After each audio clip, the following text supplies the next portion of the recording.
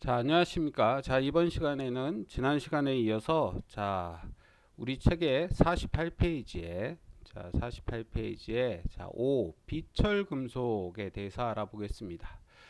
자, 비철 금속이라고 하는 거는 철이 아닌 금속이란 얘기죠. 그래서 철이 아닌 금속들에 대해서 알아보겠습니다.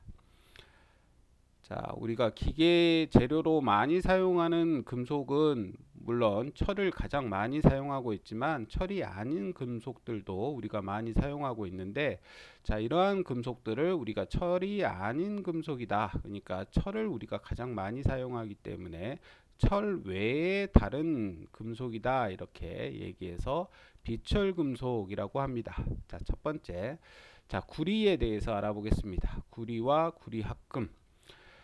자, 구리의 특성은 뭐냐? 구리의 특성은 열과 전기를 잘 전달하는 성질을 가지고 있습니다. 그래서 열과 전기의 전도율이 좋으나, 기계적 강도가 낮다. 기계적 강도가 낮다는 얘기는 철에 비해서 우리가 인장 강도나 경도나 이러한 값이 낮다는 얘기입니다. 그래서 구리는 철보다 전기나 열을 잘 전달하는 특성은 가지고 있지만 철에 비해서 강도가 낮은 특성을 가지고 있습니다. 그리고 구리의 가장 큰 특징은 철과 크게 다른 점은 변태점이 없다는 점입니다. 변태점이 없다. 더 자세히 보시면 구리의 일반적인 특성 해가지고, 첫 번째, 전기와 열의 전도성이 좋고, 자석에 달라붙지 않는 반자성체이다. 그리고 연성이 크며 가공 경화가 된다. 전성은 잘 펴지는 성질이라 그랬고, 연성은 잘 늘어나는 성질이라고 했습니다. 그래서 구리는 잘 펴지고 잘 늘어나는 성질을 가지고 있으며, 가공 경화된다. 그러면 가공을 시키면 나중에 단단해지는 이러한 성질이 발생된다는 얘기입니다. 철에 비해서는 내부식성이 크지만 공기 중에 습기나 탄소가스가 있으면 표면에 유해성 녹이 발생되는 성질을 가지고 있습니다. 그리고 맑은 물에는 잘 침해되지 않지만 바닷물에 약하다는 특성을 가지고 있고, 수축률이 크고 주조가 어려우며 절삭성이 나쁘다. 그러니까 이제 가공성 자체가 별로 좋지 않다는 얘기죠. 우리가 어떠한 제품을 가열해서 이렇게 만들고 나서 얘가 이제 식을 때 치수가 이렇게 줄어듭니다. 수축이 되는데, 이러한 수축이 얼만큼 많이 되느냐 조금 되느냐를 나타내는 게 수축률입니다. 일반적으로 수축률이 작아야 우리가 어떠한 정밀한 치수의 어떤 부품을 만드는데 용이한데, 수축률이 커버리면, 그러니까 우리가 어떠한 제품을 가공해 가지고 우리가 용융을 시켜 가지고 걔를 틀에 부어 가지고 어떤 제품을 만들었는데, 그 제품이 식으면서 우리가 크기가 줄어들어 버리면 우리가 원하는 사이즈의 금속을 쉽게 만들기가 어렵습니다. 그래서 수축률이 크다는 것은 우리가 주조를 해서 어떤 제품을 만들거나 이럴 때 별로 좋은 점이 아니겠죠. 그래서 주조성이 별로 안 좋다는 얘기고, 절삭성, 우리가 어떤 선반이나 밀링에 의해서 제품을 만들 때도 이러한 구리는 우리가 절삭성이 별로 좋지 않다는 얘기입니다. 그 다음에 구리의 성질에서 물리적 성질에 보시면, 구리의 원자 배열은 면심 입방격자다. BCC의 구조를 가지고 있다. 그리고 동소 변태가 없다는 이러한 특징을 가지고 있습니다. 그리고 제조 공정은 여러분들이 한번 읽어보시면 될 것 같고, 구리를 우리가 쓸 때 가장 우리가 많이 사용되고 있는 게 황동과 청동에 우리가 이제 합금 형태로 주로 많이 사용을 하고 있습니다. 우리가 이제 구리선은 전선으로 주로 많이 사용하지만 전선 외에 우리가 어떤 제품을 만들 때 사용하는 게 우리가 이제 구리는 연한 재질이기 때문에 이걸 이제 강도를 주기 위해서 합금 형태로 주로 많이 사용을 하는데, 그 합금 형태에서 가장 많이 사용되고 있는 게 황동과 청동입니다. 여러분들이 많이 들어보셨겠지만 황동과 청동으로 주로 많이 사용을 하고 있습니다. 자, 황동이라는 거는 자, 구리에다가 ZN 아연을 섞은 거를 우리가 황동이라고 하고, 청동이라고 하는 거는 구리에다가 SN 주석을 섞은 것을 우리가 청동이라고 합니다. 주로 이제 황동이나 청동이 구리로 이렇게 만들어진, 동이니까 동이 구리란 뜻이죠. 근데 황동이냐 청동이냐, 이거를 이제 어떤 원소를 넣느냐에 따라서 황동이 되고 어떤 원소를 넣으면 청동이 되느냐, 이게 이제 가끔 헷갈리는데, 자, 아연을 넣으면, 아연이 징크라 그래서 ZN이죠. 그래서 아연 동그라미를 섞으면 동그라미가 되고, 주석은 SN이죠.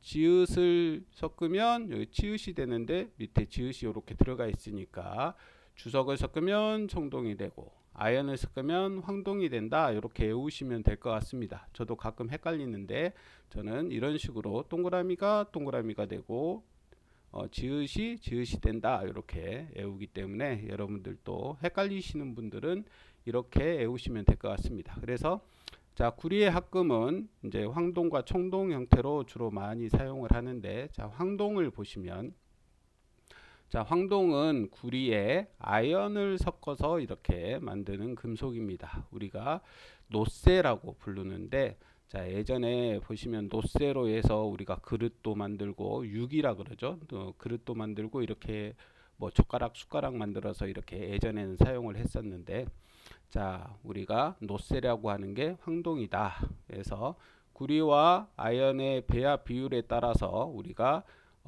아연을 30% 섞느냐 40% 섞느냐에 따라서 6,4 황동이냐 7,3 황동이냐 이렇게 나누고 있습니다. 그래서 황동의 특징은 뭐냐? 주조와 아연이 용이하며 기계적 성질이 우수하다. 그러니까 주조, 녹여서 어떤 제품을 만들기도 쉽고, 롤러에 이렇게 판 형태로 눌러 가지고 이런 제품을 만들기도 쉬운 이러한 특징을 가지고 있다는 얘기입니다. 자, 대기 중에 내부식성이 크지만 바닷물에는 이렇게 약한 특징을 가지고 있고, 냉각 가공 후에 풀림 처리를 하지 않으면 자연 균열이 일어나기 쉽다. 그래서 냉각 가공을 한 후에는 풀림 처리를 해서 사용을 해야 된다, 이런 뜻입니다. 자, 그래서 구리 합금에서 우리가 황동이 있는데, 황동은 자, 7,3황동, 구리 70%에 아연 30%를 이렇게 혼합해서 합금 처리해서 사용을 하고 있다. 그래서 7,3황동의 특징은 냉각 가공성이 좋다.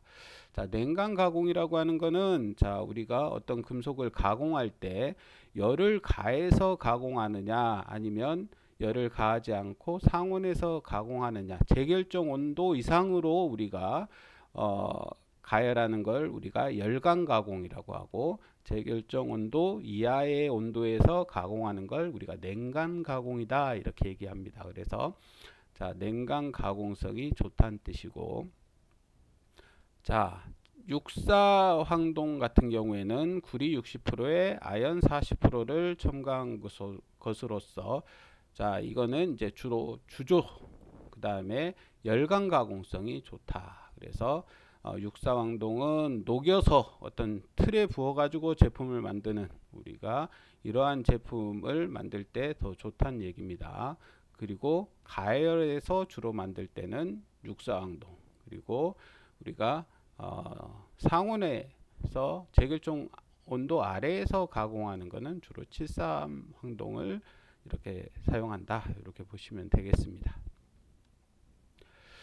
자, 그 외에도 자, 특수 황동이 있는데 첨가 원소에 따라서 납을 넣느냐, 철을 넣느냐, 주석을 넣느냐, 망간을 넣느냐에 따라서 뭐 납황동, 철황동, 주석황동, 망간황동 이렇게 불리는데 기계적 성질이나 절삭성을 개선하고 내부식성을 크게 하기 위해서 각각의 이러한 원소들을 첨가해서 주로 사용을 하고 있습니다.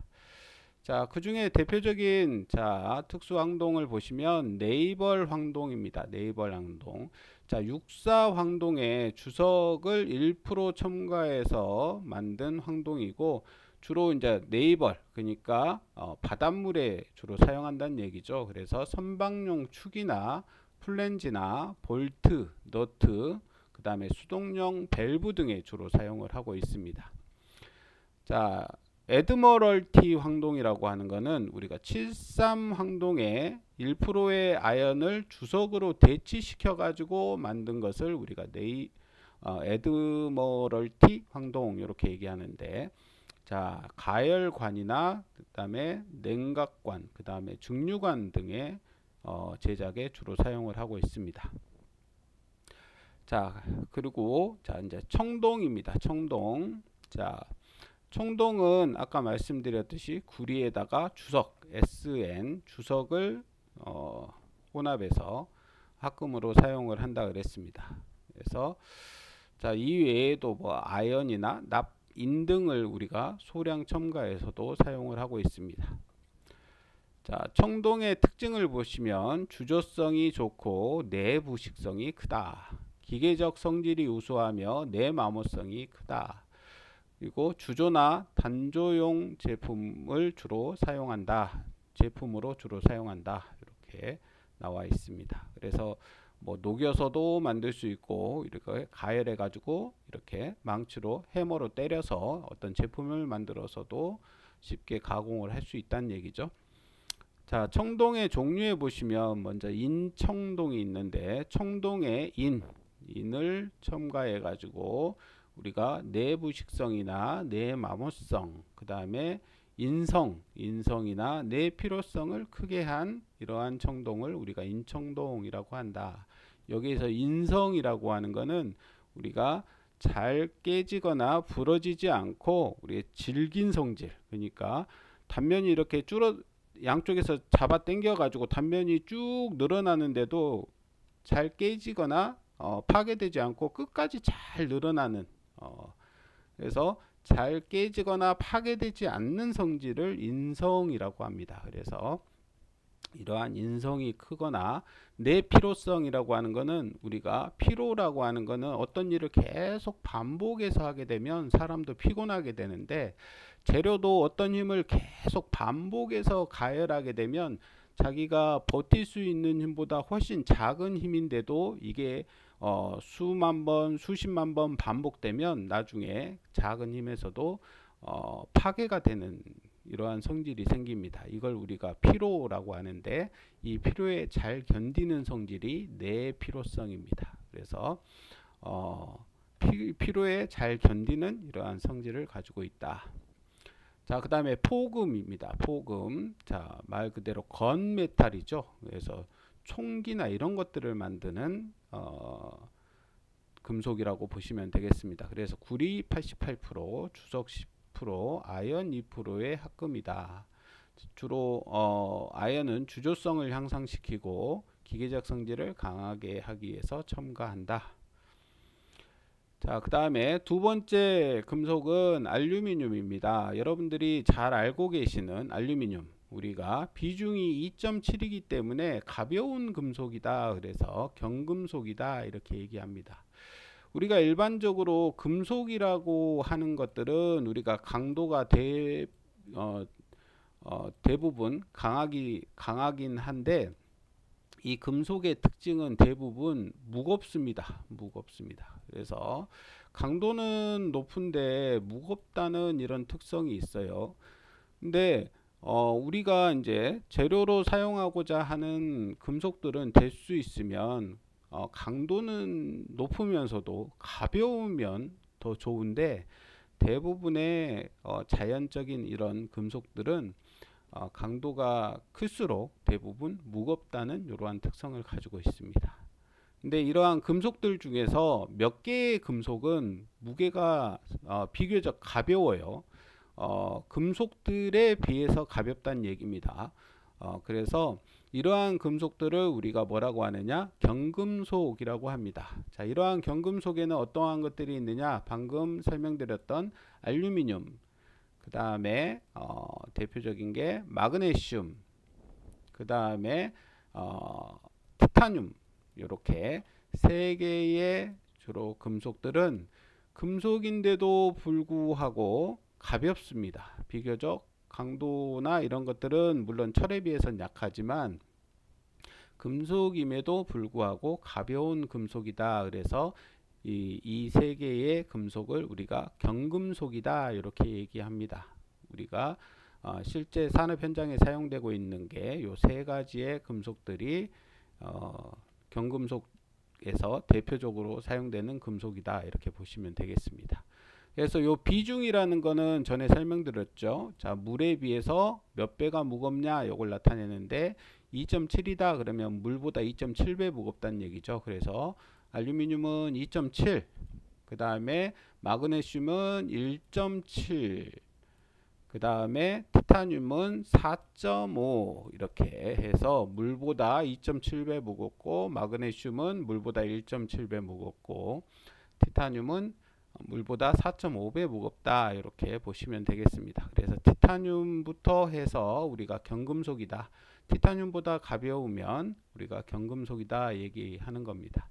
그래서 우리가 사용하는 금속 중에 제일 가벼운 금속이 뭐냐 그러면 마그네슘이 가장 가벼운 금속이다 이렇게 보시면 되겠습니다. 자, 이어서 다시, 자, 그래서 알루미늄은 비중이 2.7이고 경금속이다.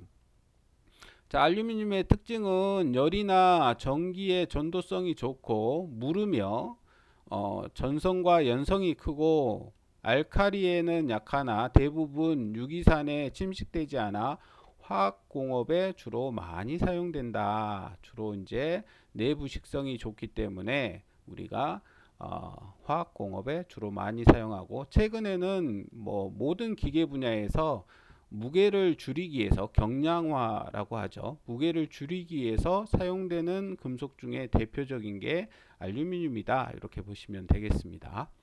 자, 알루미늄의 특징은 비중이 2.7로서 아까 말씀드렸듯이 마그네슘 다음으로 가볍다. 마그네슘이 1.73 정도 되기 때문에 마그네슘보다 무겁기는 하지만 일반 금속에서 두 번째로 가벼운 금속이라고 보시면 되겠고, 전기와 열 전도성이 매우 크다. 그 다음에 바닷물이나 산, 알카리에 침해되지 않는다.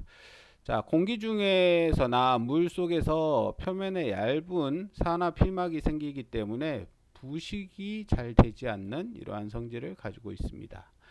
자, 주조성이 좋으며 가공성은 상온에서 아변, 그 다음에 와이어 드로잉, 프레스 등이 가능한, 자, 우리가 요 경금속이 3개가 있다 그랬는데 비중은 2.7로 마그네슘보다 더 무겁지만 이 가공성 자체는 요 3개의 금속 중에서 가장 우수한 금속이 알루미늄입니다. 그래서 주조도 잘 되고, 그 다음에 어떤 가공, 단조나 우리가 드로잉이나 이러한 것들, 프레스 가공 이러한 것들이 다 잘 되는 금속이 알루미늄이에요. 아까 마그네슘이나 티타늄은 이 가공성 자체가 좋지 않습니다. 그래서 마그네슘은 무게 자체는 알루미늄보다 훨씬 가볍지만 가공성 자체가 별로 좋지 않기 때문에 우리가 실제 산업 현장에서 기계 재료로 많이 사용될 수 없는 그러한 특성을 가지고 있습니다. 티타늄도 마찬가지로 티타늄은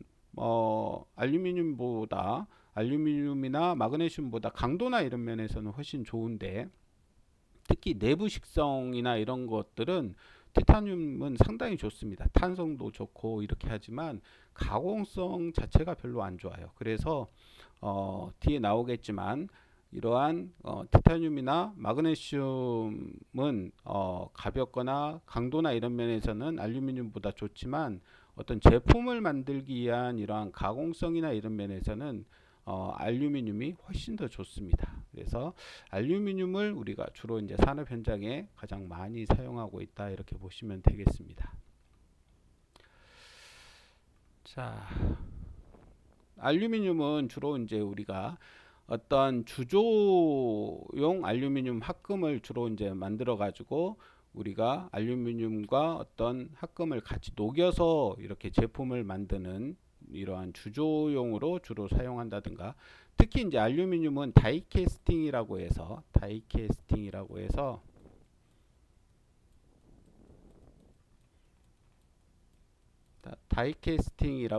우리가 알루미늄을 녹여가지고 금형이라고 하는 붕어빵 찍는 그러한 틀 있죠. 그 틀에 이렇게 고압으로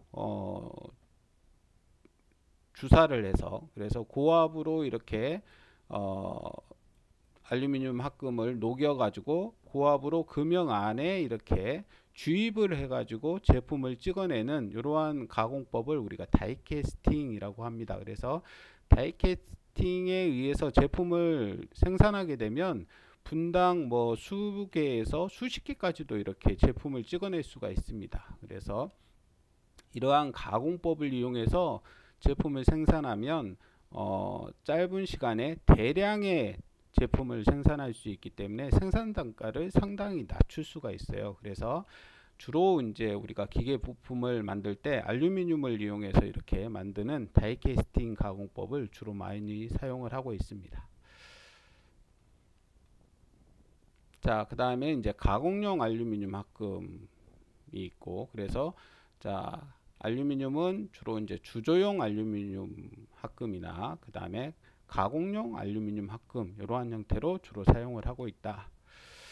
자, 대표적인 것들을 보면 그 하이드로날륨이라는 게 있습니다. 자, 알루미늄에 마그네슘을 4에서 7% 정도 이렇게 첨가한 합금인데, 내부식성이 크고 알루마이트 피막이 좋아서 우리가 식료품이나 그 다음에 화학용, 그 다음에 건축용, 그 다음에 차량용 및 항공기 부품에 주로 많이 사용을 하고 있습니다.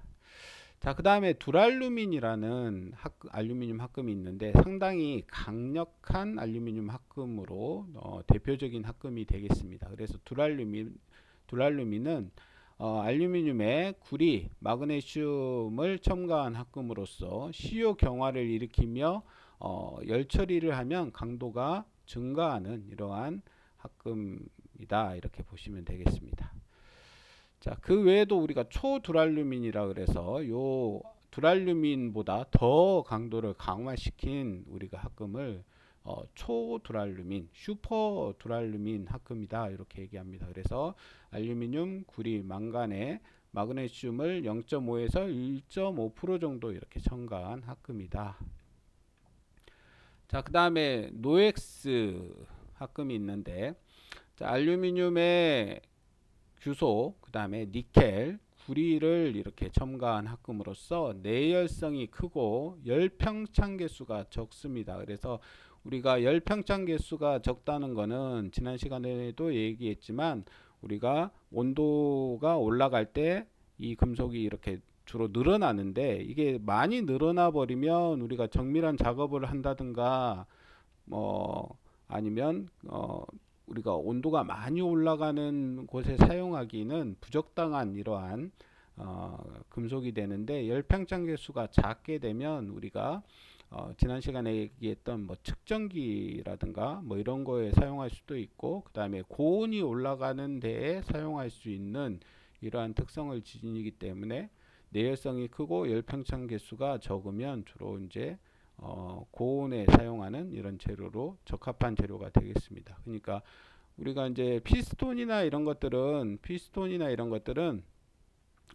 연소실의 온도가 이제 고온으로 올라가기 때문에 열에 잘 견디면서 열평창 개수가 적어야 됩니다. 그러면서도 또 필요한 게 뭐냐면 가벼워야 돼요. 가벼워야 됩니다. 왜 그러냐면 무거운 금속들은 우리가 피스톤처럼 계속 왕복 운동을 하는 이러한 재질들은 우리가 관성을 가지게 됩니다. 그래서 관성을 가지게 되면 우리가 정확한 타이밍에 이런 컨트롤이 안 되기 때문에 가벼운 금속일수록 좋습니다. 그래서 우리가 알루미늄 합금을 우리가 이렇게 내열성이나 예표적 개수를 적게 해가지고 우리가 피스톤 재료나 이런 걸로 사용을 하고 있습니다. 자, 그 다음에 실루민은 알루미늄의 규소 12%를 첨가한 것으로서 주조성, 내식성, 그 다음에 기계적 성질이 우수하다는 이러한 성질을 가지고 있고, 주로 이제 사용하는 것은 브레이크 드럼, 그 다음에 변속기 케이스, 자, 기어박스, 그 다음에 순행식 실린더 블록 등에 주로 사용을 하고 있다. 자, 그 다음에 Y합금. 자, Y합금은 알루미늄에 구리, 마그네슘, 니켈 등을 첨가한 합금으로서 자, 내열성이 커서 우리가 피스톤이나 실린더 헤드의 재료에 주로 사용을 하고 있습니다. 자, 그리고 라우탈은 알루미늄에 구리, 규소를 첨가한 합금으로서 주조성, 그 다음에 기계적 성질, 열처리성이 우수한 특징을 가지고 있습니다. 자, 그 다음에 세 번째 금속은 니켈입니다. 니켈. 자, 니켈. 자, 니켈은 윤이 나는 백색의 금속입니다. 그래서 여러분들 그 니켈은 우리 그 일상에서 보시면 자동차의 휠 같은데 반짝반짝하게 이렇게 광이 나는 그 휠들이 있는데, 요게 이제 니켈을 도금한 그런 휠들을 주로 많이 사용합니다. 이게 윤이 나고 백색이기 때문에 상당히 이쁩니다. 그래서 햇빛을 받으면 반짝반짝하고, 그래서 니켈은 광택이 나는 이러한 백색의 광택이 나는 이러한 금속이고, 전성과 연성이 크고, 자, 특징 중에 하나가 내부식성이 아주 강하다는 이러한 특징을 가지고 있습니다.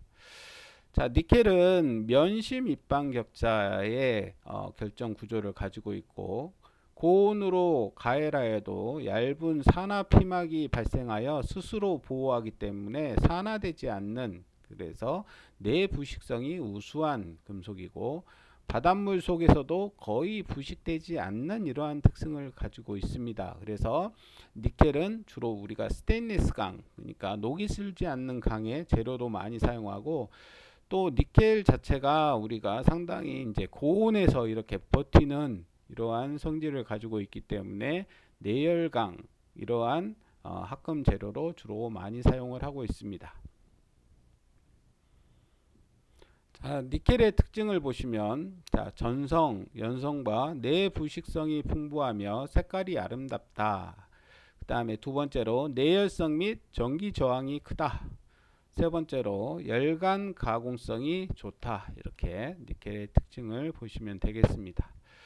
자, 그러면 이러한 니켈의 성질을 이용해서 우리가 이제 합금을 주로 이제 합금을 만들어서 사용을 하는데, 대표적인 합금 중에 모넬 메탈이 있습니다. 모넬 메탈은 니켈 50에서 75%의 구리와 철을 이렇게 첨가한 합금으로써 내부식성이 좋고 주조나 소성 가공, 그 다음에 용접성이 우수하며, 자, 이러한 재료를 이용해서 터빈 날개 등에 주로 사용을 하고 있습니다. 자, 그 다음에 베네딕트 메탈입니다. 베네딕트 메탈은, 자, 니켈은 함유량이 증가함에 따라서 자, 이렇게 백색 형태를 이렇게 띠게 되는데, 15에서 20% 정도를 첨가하면 거의 이제 백색으로 이렇게 색깔을 띠게 되고, 연성이 좋고 냉간 단조성이 매우 우수한 이러한 특징을 가지고 있습니다. 그래서 베네딕트 메탈은 이러한 니켈을 15에서 20% 정도 이렇게 첨가한 금속이다. 자, 그 다음에 백동입니다. 백동은 니켈이 20에서 30% 정도 이렇게 첨가된 것으로서 완전한 백색을 띠고 있습니다. 그리고 가공성과 내부식성이 좋으며 주로 이제 화폐, 그러니까 우리 동전 같은 거 있죠. 그래서 복수관 등에 사용된다. 자, 콘스탄탄입니다. 콘스탄탄은 니켈이 40에서 50% 정도 함유된 것으로서 기전력이나 전기 저항이 크고 저항의 온도 개수가 적기 때문에 주로 이제 열전대나 측정기용 전기 저항선으로 주로 사용을 하고 있습니다. 자, 그 다음에 양은입니다. 양은 여러분들 많이 들어보셨죠? 양은 냄비, 우리 예전에 사용하던 양은 냄비. 자, 구리나 아연, 니켈을 첨가한 이렇게 합금인데 내열성이나 내부식성, 그 다음에 가공성이 우수하고 전기 저항이 온도 변화에 따라서 변화하지 않는 이러한 특성을 가지고 있습니다. 자, 그 다음에 니켈 크롬 합금입니다. 니켈이 60에서 90%, 그 다음에 크롬이 10에서 30% 이렇게 첨가된 이러한 합금으로서 우리가 니크롬 합금이라고 부릅니다. 자, 전에도 잠깐 말씀드렸었는데 니켈이라고 하는 금속은 비교적 비싼 금속입니다. 금속들 중에서. 근데 니켈이 60에서 90%가 들어갔다는 얘기는 값이 비싸다는 얘기겠죠. 그래서 값이 비싸고 철을 첨가하여 사용하기도 한다. 그러니까 철을 첨가하지 않고 니켈하고 크롬만 이렇게 혼합해서 사용하면 값이 너무 비싸기 때문에 여기에 이제 니켈 함유량을 좀 줄이면서 철을 첨가해서 이렇게 사용하는 경우도 있다. 또 가공성이 좋은 이 재료는 전열 재료로 주로 사용된다. 자, 그 다음에 이제 네 번째 금속은 아연입니다. 자, ZN 아연. 자, 우리가 아까 아연은 황동을 만드는데 철과 구리와 아연을 섞어서 우리가 청동을 자, 또 헷갈렸네요. 자, 아연을 섞어서 우리가 황동을 이렇게 만든다 그랬죠. 자, 여기에 사용되는 요 이제 금속이 아연인데, 자, 아연의 특징을 보시면 아연은 비중이 7.14이고 청색을 띤 백색 금속으로서 결정 구조는 조밀 육방격자의 구조를 가지고 있습니다. 자, 그래서 아연의 특성은 매우 여리고, 여리다는 것은 잘 깨진다는 뜻이죠. 그리고 여리고 연한 특성을 가지고 있고 100에서 150도로 가열하면 자, 전성 연성이 커지므로 철사나 얇은 판으로 늘릴 수 있다. 상온에서 습기나 탄산가스와 접촉하면 표면에 보호피막이 생겨서 산화가 내부에 미치지 않으므로 방청용 도금재료로 주로 사용되고 바닷물에 강하며 인체에 해롭다는 이러한 특성을 가지고 있습니다. 자, 그 다음에 다섯 번째는 주석입니다. 주석. 자, SN. 아까 청동을 만드는 재료는 구리에다가 주석을 섞은다 그랬죠. 그래서 자, 주석은 은백색이며 전성과 연성이 매우 커서 얇게 만들 수 있는 이러한 특징을 가지고 있고, 자, 주석의 특성을 보시면 자, 전성 연성이 좋으며 얇은 판으로 제작할 수가 있다. 내부식성이 우수하고 주조성, 단조성이 좋으며 다른 금속과 합금이 용이하다는 이러한 특징을 가지고 있습니다. 자, 그 다음에 납입니다. 납. 여러분들이 잘 알고 계시는 납. 납은 우리가 PB, 자, 원소기호는 PB이고 공업용 금속 재료 중에서 가장 무겁고 무르고 전성이 큰 해백색의 금속이며 결정 구조는 면심 입방격자다. 자, 납의 특징을 보시면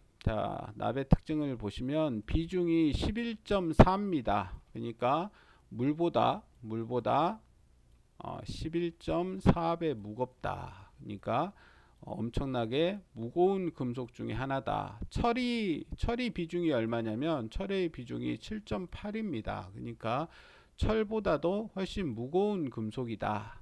이렇게 보시면 되겠고, 그래서 납은 무거운 금속이기 때문에 우리가 중금속이라고 하는 무거운 금속이라고 하는 금속 중에 대표적인 금속이다 이렇게 보실 수 있습니다. 그래서 납을 중금속이다 이렇게 얘기하는데 참고로 납뿐만이 아니고 수은 있죠.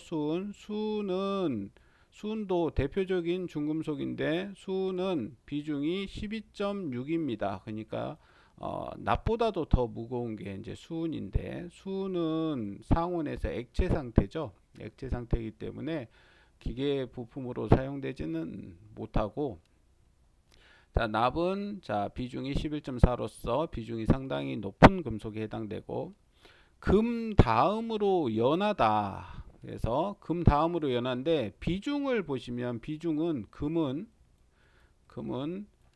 비중이 19.3입니다. 19.3. 그러니까 수은보다도 훨씬 무겁고 물보다 납보다도 훨씬 무겁습니다. 거의 납보다 2배 가까이 무겁다고 보시면 되겠죠. 19.3. 그래서 우리 금이라고 하는 거는 엄청나게 무거운 금속이다. 뭐 중금속 중에 가장 금속 중에 가장 무거운 금속이 뭐냐 그러면 이리듐이라 그래서 22가 넘는데 22에 비해서도 별 차이가 안 날 만큼 금이 엄청나게 무거운 금속이라고 보시면 되겠고 납은 금보다는 연한 무른 이러한 성질을 가지고 있다. 금 다음으로. 그 다음에 납은 전성이 풍부하며 그러니까 잘 펴지는 성질을 가지고 있고 그래서 우리가 이제 납땜이나 이런 걸 해서 주로 사용을 하죠. 납땜할 때. 상온에서 쉽게 얇은 판으로 만들 수 있으나 연성과 인장 강도가 작아 가는 선으로 만들 수가 없다. 자, 인체에 유해하다. 자, 우리가 납은 대표적인 중금속이죠. 중금속 납이나 수은이나 이러한 중금속들은 인체에 흡수가 잘 되는데 한번 인체에 이렇게 흡수가 되면 우리 그 장기나 이런 데 이렇게 쌓여서 배출이 안 됩니다. 배출이 안 되고 그게 이제 나중에 이제 우리 장기나 이런 거를 폐사시키는 이러한 물질이기 때문에 인체에 아주 해로운 이러한 금속이라고 보시면 되겠습니다. 내산성이 크고 대기 중에서 거의 부식되지 않는 특성을 가지고 있습니다. 자, 7번째로 마그네슘입니다. 마그네슘. 자, 마그네슘이라고 하는 거는 자, 비중이 1.74 그러니까 알루미늄보다 30% 정도 가볍고 화학적으로 활성 금속이기 때문에 부식에 약하며 강도와 연성이 적어 주조용으로 사용되는 경우는 적다. 그러니까 주조성이 별로 안 좋다는 얘기죠. 주조성이 별로 안 좋고 아까도 얘기했지만 이 마그네슘의 특징은 알루미늄보다도 훨씬 30%나 이렇게 가볍지만 그러니까 알루미늄을 사용하는 것보다 마그네슘을 사용하면 훨씬 가벼운 이러한 그 부품을 만들 수 있으니까 마그네슘을 많이 사용하면 좋을 것 같은데 마그네슘을 많이 사용하지 못하는 이유가 알루미늄에 비해서 마그네슘은 가공해서 어떤 제품을 만들기가 힘듭니다. 그래서 마그네슘이 가벼움에도 불구하고 알루미늄보다 많이 사용되지 못하는 이러한 특징입니다. 자, 마그네슘의 특징을 보시면 매우 산화하기 쉽다. 산화하기 쉽다는 말은 뭐냐면 산소와 결합을 잘 한다는 얘기예요. 그래서 마그네슘은 마그네슘을 가지고 이렇게 가공을 해가지고 제품을 만드는 공장이나 이런 데에서는 불이 잘 납니다. 얘가 산화가 잘 되기 때문에 어떠한 열에 이렇게 열이 있는 곳에 가면 마그네슘 분말이나 이런 것들은 불이 잘 붙어요. 그래서 불이 잘 납니다. 공장이나 마그네슘을 다루는 이런 공장이나 이런 데는 특히 소화시설이나 이런 불을 불났을 때 그 불을 이제 끄기 위한 이러한 시설이 잘 돼 있어야 돼요. 그래서 마그네슘을 다루는 공장들은 크고 작은 이런 화재들이 자주 빈번하게 발생됩니다. 그래서 마그네슘의 특징 중에 가장 큰 특징이 산화가 잘 된다는 이러한 특징이고 미세 분말은 착화할 염려가 있기 때문에 절삭을 하거나 주조할 경우에는 특히 주의해야 된다. 그래서 이렇게 선반이나 밀링이나 이런 것들을 이용해 가지고 절삭을 하거나 또는 우리가 녹여서 이렇게 용융을 해서 이렇게 제품을 만들 때 불이 잘 난다는 이러한 특징을 가지고 있습니다. 착화가 잘 되기 때문에. 자, 이러한 문제 때문에 마그네슘을 이용해서 우리가 어떤 제품을 만들기가 좀 곤란한 이러한 특징이 있습니다. 자, 그 다음에 바닷물이나 산에 침해되기 쉽고, 그 다음에 매우 가벼우며 시유 경화하는 특징을 가지고 있다. 자, 마그네슘은 그럼에도 불구하고 가볍기 때문에 우리가 이걸 이제 가공을 해서 어떤 제품을 만드는데 주로 이제 항공기 부품처럼 가벼워야 되는 부품, 그 다음에 제트 기관의 부품이나 그 다음에 이동용 기계, 기구류, 광학기계나 사진 재판용 판 등에 주로 사용한다.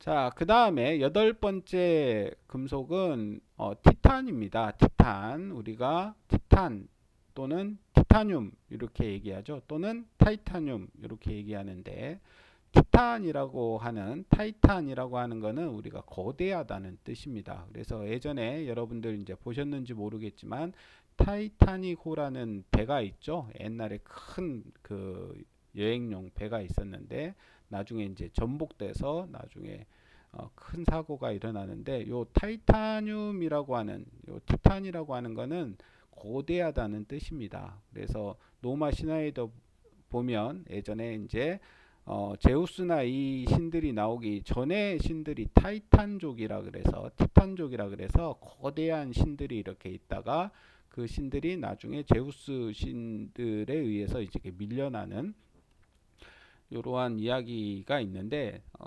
그만큼 타이탄이라고 하는 것은 크다라는 뜻인데, 금속에다가 타이탄이라는 걸 붙였다는 얘기는 뭔가 특징이, 좋은 특징들이 있다는 얘기겠죠. 자, 그래서 티타늄은 특징이 뭐냐? 강도는 알루미늄이나 마그네슘보다 크고 내열성, 그 다음에 내부식성, 용접성이 좋고, 순수한 티타늄은 은백색으로서 매우 단단하며 상온에서 가공이 어렵다는 이러한 특징을 가지고 있습니다. 그러니까 내열성, 내부식성, 용접성도 좋고, 순수한 티타늄은 은백색을 띠기 때문에 색깔도 매우 좋으면서 단단한 특징을 가지고 있는데, 문제는 상온에서 가공하기 어렵다, 가공성이 별로 안 좋다, 이러한 특징을 가지고 있습니다. 자, 비중은 4.5로서 금속 중에서는 가벼운 금속이라 그랬습니다. 그래서 철은 비중이 7.8, 7.9 정도 되고, 구리는 비중이 8.96, 그러니까 거의 9 정도 됩니다. 그러니까 이러한 금속들에 비해서 절반 정도의 무게이기 때문에 상당히 가벼운 금속이라고 이렇게 보시면 되겠습니다. 자, 그래서 스테인리스, 그리고 두 번째 보시면 스테인리스관과 비슷한 내부식성을 가지고 있습니다. 그래서 요 티타늄은 우리가 이제 화학용 재료나 이런데 반도체 공정에서 우리가 산화되지 않는, 부식되지 않는 이러한 그 배관이나 이런 데에 주로 많이 사용을 합니다. 그래서 상당히 비싼 금속이라고 보시면 되겠고, 자, 순수한 티탄으로 가열하여 열 처리한 경우에는 인장 강도가 90kg 퍼 밀리미터의 자승, 그리고 합금으로 할 경우에는 강도를 더 높일 수 있기 때문에 120kg 퍼 밀리미터의 자승으로 상당히 강한 이러한 재료에 해당됩니다. 그 다음에 열평장 개수가 적고 전기 저항 값이 크다. 그 다음에 단조 및 열강 가공이 가능하다라는 특성을 가지고 있습니다. 그래서 이 티타늄이라고 하는 금속은 우리가 강도도 크고 내열성도 좋고 내부식성도 좋고 용접도 잘 되는 이러한 특성을 가지고 있기 때문에 상당히 좋은 금속인데, 그럼에도 불구하고 가공성이 별로 안 좋다는, 그러니까 이 제품, 이 재료를 이 금속을 가지고 어떤 제품을 만들기는 어렵지만 만들면 좋은 특성을 가지고 있다는 얘기죠. 그러니까 단가가 좀 비싸진다는 얘기입니다. 제품을 만들면. 그 다음에 이제 여기에서는 우리가 이제 기계 분야에 대해서 특성을 나타내기 때문에 여기엔 안 나와 있지만 얘가 이제 생체 재료로서 상당히 우수합니다. 생체 재료. 그러니까 우리 인체에 사용되는 재료다.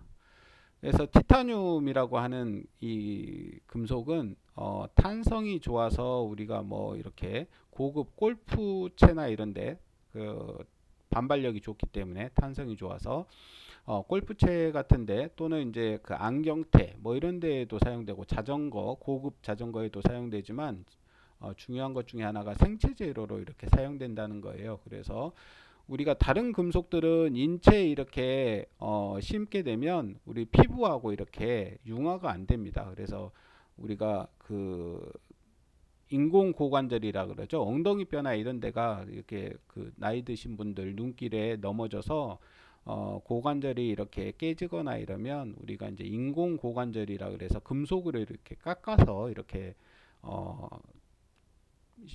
대체를 하거나 또는 우리 이빨 이렇게 깨지게 되면 임플란트라 그래서 우리가 금속으로 이렇게 이빨을 심는데 이때 사용되는 재료가 전부 다 티타늄입니다. 그래서 유일하게 금속들 중에서 이렇게 생체에 잘 이렇게 융화되는 이러한 금속이 바로 티타늄입니다. 그래서 생체 재료로 많이 사용을 하고 있습니다.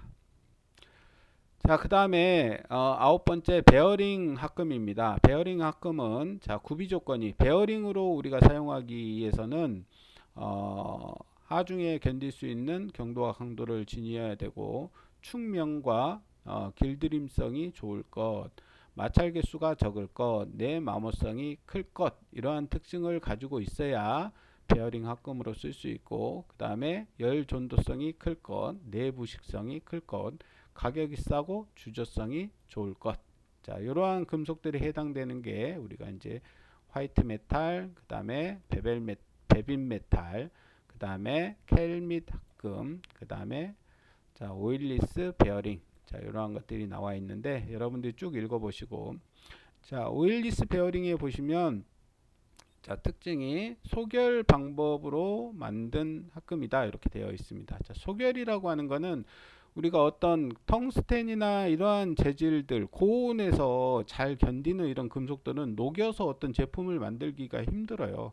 그리고 가공하기도 힘든 이러한 금속들이 있습니다. 워낙 단단해서 그러한 금속들은 우리가 분말 상태로 이렇게 만들어 가지고 분말 상태로 만들어서 우리가 고온에서 이렇게 성형을 하는, 녹여서 이렇게 제품을 만드는 이러한 방법을 쓰는데, 이러한 방법을 우리가 소결이라고 합니다. 그래서 이러한 소결에 의해서 우리가 만들어진 베어링이다 이렇게 보시면 되겠습니다. 자, 그 다음에 열처리 및 표면 경화가 나오는데, 자 열처리는 금속의 적당한 금속을 적당한 온도로 가열한 다음에 냉각을 해가지고 우리가 특별한 성질을 부여하는 이러한 방법을 열처리라고 합니다. 자, 열처리의 대표적인 것들을 보시면 당금질, 뜨임, 그 다음에 불림, 풀림, 이렇게 네 가지가 있는데, 당금질이라고 하는 거는 강을 A1 변태점 이상으로 가열해 가지고 기름이나 물 속에서 이렇게 냉각을 시켜 가지고 강도와 경도 값을 이렇게 증가시키는 열 처리를 우리가 당금질이라고 합니다. 퀼칭 해 가지고 자 이렇게 당금질이라고 하고, 자 그 다음에 뜨임이라고 하는 거는 당금질한 강의 인성이 뭐라 그랬습니까? 잘 깨지지 않는 성질이라 그랬죠. 질긴 성질. 그래서 인성을 주기 위해서 A1 변태점 이하의 적당한 온도로 가열한 다음에 자 이거는 서서히 냉각하는 이러한 열 처리를 우리가 뜨임이라고 한다. 자, 불림이라고 하는 거는 금속을 A3 변태점 이상에서 30에서 60도 이상 가열한 후에 대기 중에서 서서히 냉각시키는 이러한 방법으로서 자, 조직을 미세하게 하고 내부에 남아있는 잔류 응력을 제거하기 위해서 하는 열 처리를 우리가 불림이라고 합니다. 자, 그 다음에 풀림은 A3, A1 이상의 20에서 50도 온도를 가열한 후에 노 속에서 천천히 냉각시키는 열 처리. 자, 그래서 이러한 풀림을 하는 목적은 우리가 가공 재료의 연화나 가공 경화된 재료의 연화, 그 다음에 가공 중에 내부 응력을 제거하기 위해서 이렇게 풀림 처리를 한다. 자, 그 다음에 표면 경화입니다. 자, 기계 부품 같은 경우에는 내부는 이렇게 좀 연한 인성을 가지고 있으면서도 바깥 부분 표면은 단단해 가지고 경도가 커야 되는 경우가 있어요. 그런 경우에 우리가 아예 안에도 경도가 크고 바깥도 크고 그러면 이건 치성이 생겨서 우리가 잘 깨지는데, 우리가 내부는 인성이 있어서 잘 깨지지 않으면서도 표면은 단단해야 되는 경우가 있는데, 이러한 경우에 우리가 하는 게 표면 경화입니다. 그래서 표면은 경도가 크고 내부는 인성이 큰 것을 이제 요구하게 되는데, 이러한 경우에 하는 방법이다. 그래서 이러한 표면 경화법의 대표적인 것들은 침탄법이라는 게 있는데, 자, 저탄소강의 표면에 탄소를 침투시켜 가지고 고탄소강, 탄소가 많아지면 우리가 단단해지는 성질을 가지게 되죠. 자, 이렇게 만드는 이러한 방법을 침탄법이라고 하고, 질화법은 자, 아모니아 가스 속에 강을 넣어 가지고 장시간 가열해 가지고 철과 질소가 작용해서 질화 처리되게 하는 방법입니다. 그래서 단단해지게 하는 이런 방법을 질화법이라고 하고, 자, 그 다음에 청화법이 있는데, 청화법은 자, 질화 나트륨, 그 다음에 청화 나트륨, 그 다음에 청화 칼륨 등과 같이 우리가 청화물이 철과 작용해서 금속 표면에 질소와 탄소가 동시에 침투되게 하는 방법.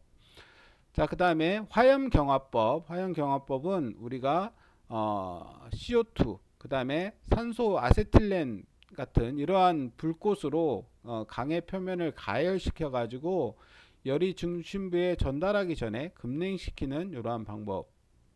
그 다음에 고주파 경화법은 우리가 금속 표면에 코일을 감아 가지고 우리가 고온으로 가열한 후에 급냉시켜서 우리가 표면을 경화시키는 방법.